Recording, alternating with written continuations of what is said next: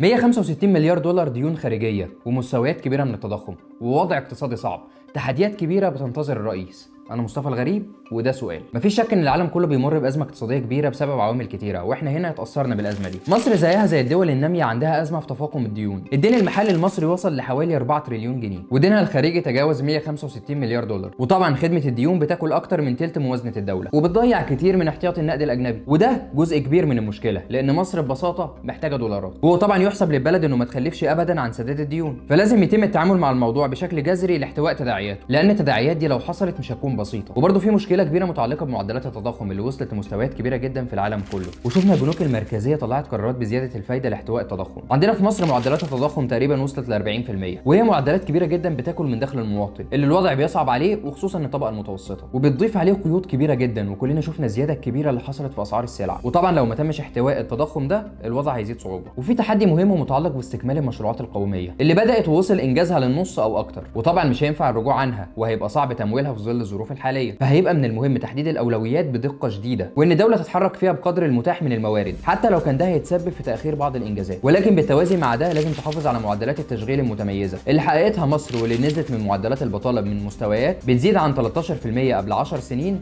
لحوالي 7%. كل دي تحديات مش سهله وبتيجي في ظروف صعبه، لكنها محتاجه لتدخلات سريعه للتعامل معاها. سلام.